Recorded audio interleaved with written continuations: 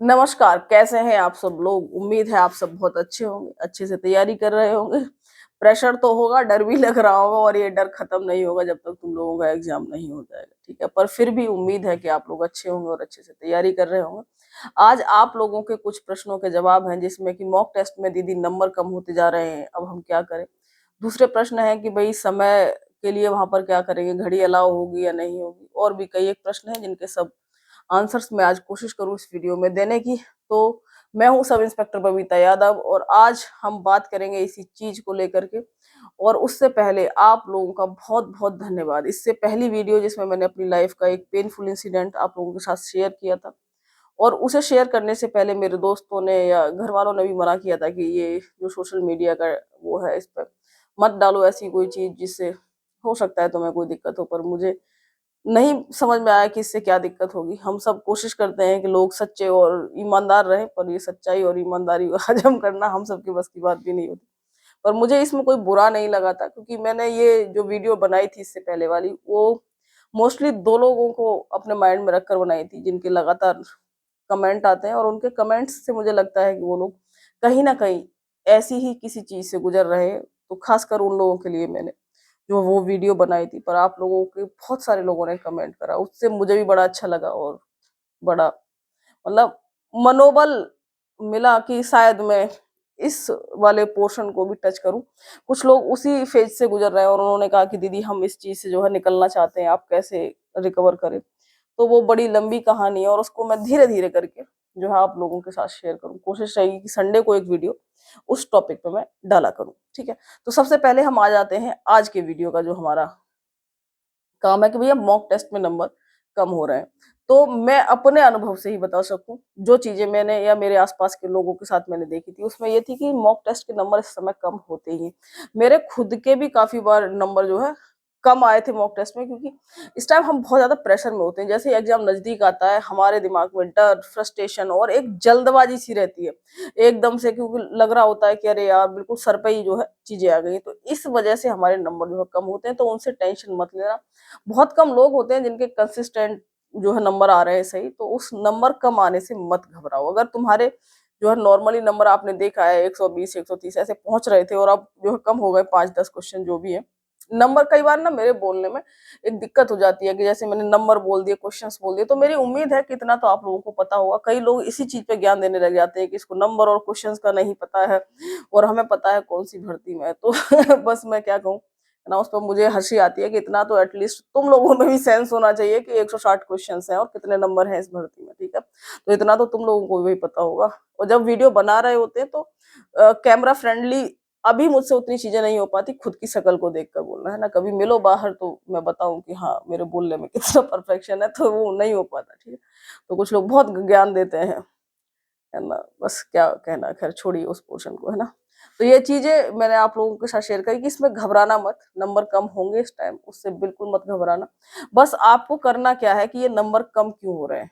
यहाँ पर सबसे ज़रूरी जो चीज़ जो आपको गौर करनी है इस दौरान, जो प्रैक्टिस सेट है, मैंने पहले भी कहा है कि जो मॉक टेस्ट हम लगाते हैं, ये हमारा एग्ज़ाम नहीं है, ये वो प्रक्रिया है जिसके ज़रिए हम कमी देख पाते हैं कि हमारे तैयारी में कहाँ कमी चल रही है। तो आपको इनसे अपने एग्जाम का वो नहीं करना है, यहाँ से देखनी है कि किस कमी में हमें सुधार करना है ना? तो मान लीजिए जल्दबाजी में अगर किसी के नंबर कट रहे हैं तो आपको उस जल्दबाजी पे काम करना है, लिखना है। जैसे मॉक टेस्ट दिया, अपने मन की स्थिति साथ-साथ लिखते रहिए और मोस्टली ऑफलाइन ही देना, अभी भी प्रश्न आते हैं तो ज़्यादा प्रेफ़र करना कि आप लोग ऑफलाइन ही जो है लगाएँ मॉक टेस्ट और उसमें लिखते रहें कि मेरा मन घबरा रहा है, मैथ के पोर्शन में मेरा दिमाग ऐसे हो रहा था, मेरी हार्ट बीट बढ़ रही थी, या दिमाग के मन की क्या स्थिति है वो ज़रूर डिटेल में लिखो।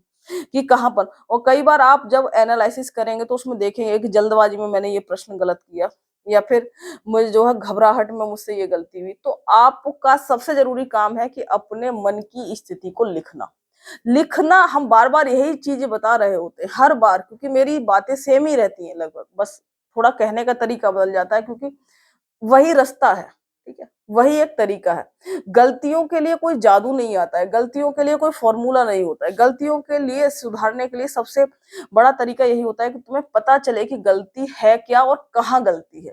जब आपको पता चल जाता है तो सुधार अपने आप होना शुरू हो जाएगा, ठीक है? अब करना क्या है, मान लीजिए आपने 10 पॉइंट्स निकाले कि मेरे जो मॉक टेस्ट में नंबर इस वज़ह से कम हुए।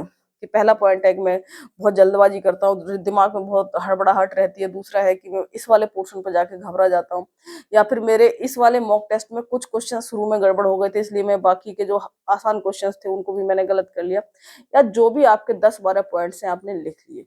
अब आपको क्या करना है कि जब पेपर में जो गलतियां हुई उन्हें तो आप पढ़ेंगे ही, साथ ही साथ उन पॉइंट्स को भी एनालिसिस करना है, या तो कोशिश करिए उनको लिख करके अपने पास में जो दीवार हो उस पर चिपका दीजिए कि आप ये गलतियां जो है इसमें कर रहे हैं। अब होगा क्या, आप उस पर कई बार निगाह मारिए कि ये गलतियां मुझसे हो रही हैं, मुझसे जल्दबाजी हो रही है, मुझसे ये हो रहा है ना।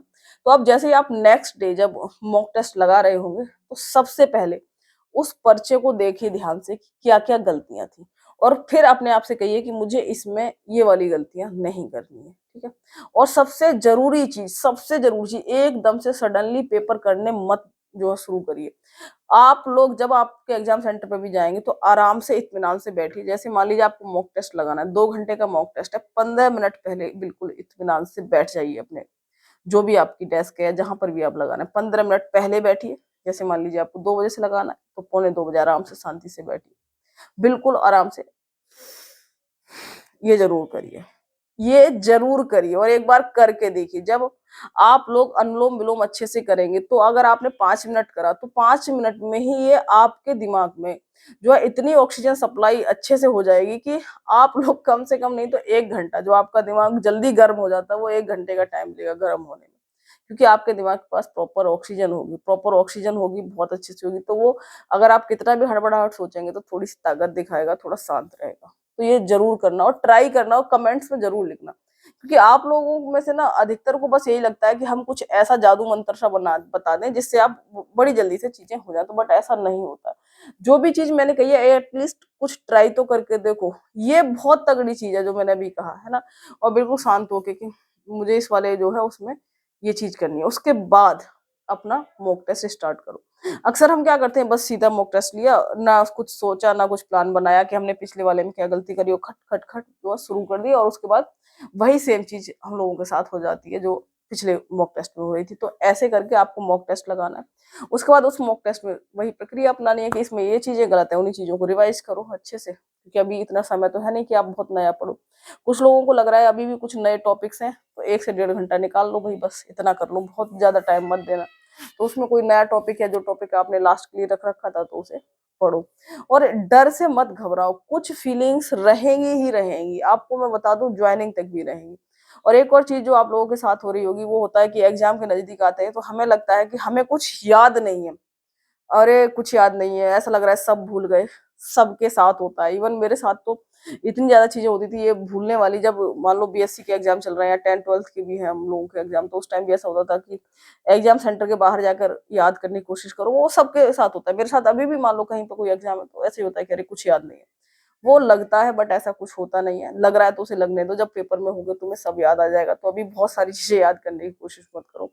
और एक और चीज बताऊं कि मुझे इतनी घबराहट होती होती है एग्जाम से पहले, एग्जाम में नहीं होती, एग्जाम से पहले होती है। एग्जाम शुरू हो गया तो फिर दूसरा दिमाग हो जाता है मेरा, एक तरीके से बहुत मतलब फाइटिंग मोड में आता है कि बस अब जो करो या मरो टाइप का, कि बहुत अच्छे से करना है। उस टाइम ये नहीं कह सकते घबराहट या वो ज्यादा बहुत रहती है।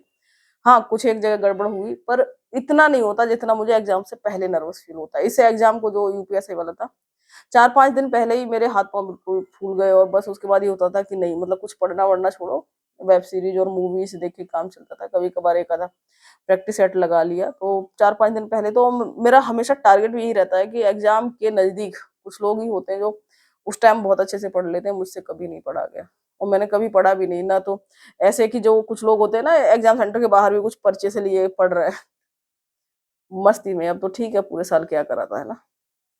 पर आप लोग देखिए कि आप कौन सी कैटेगरी के, जरूरी नहीं है कि यही सब करना है, सबका अपना अलग अलग तरीका रहता है। तो ये भी दिमाग से निकाल दीजिए कि आप लोग भूल जाएंगे या कुछ याद नहीं आ रहा है, लगता है ये सच्चाई नहीं होती। तो अगर हमने अच्छे से तैयारी करी है और जब वो प्रश्न तुम्हारे सामने आएंगे तुम उन्हें कर पाओगे। बस तुम्हें उसकी प्रैक्टिस करनी है मॉक टेस्ट के जरिए कि जल्दबाजी या क्या दिक्कत हम लोगों के साथ आ रही है, ठीक है। तो अच्छे से आप लोग तैयारी करते रहिए। वॉच को लेकर के कुछ प्रश्न था, तो वॉच का मैं बता दूं कि वैसे तो डिजिटल जो वॉच होती है उसको तो अलाउ नहीं करेंगे, स्मार्ट वॉच जो होती है हो सकता है कि जो सिंपल वॉच होती है उनको जो है वो अलाउ कर दें। और इसके अदर जो है, अब वहां पर बात कर लेना, टीचर्स वगैरह होंगे, कुछ ना कुछ तो हो सकता है, वहां घड़ी लग रही हो ना लग रही हो तो उन्हें बोल देना, कोऑपरेट कर देते हैं लोग, है ना, इतनी दिक्कत नहीं आई, है ना। एग्जाम सीट को भी लेकर के पेपर, वाइट पेपर होंगे या नहीं होंगे, ये सब कोई समस्या नहीं है, वहीं जाके हो जाएगा, ठीक है। थोड़ा अपने लिखने का तरीका सही रखना, इतना बड़ा बड़ा मत लिखना कि कोई भी एक आधा पेज मिला उसे पूरा भर दिया, बीच में से काट लो पेज को, आधा पोर्शन इधर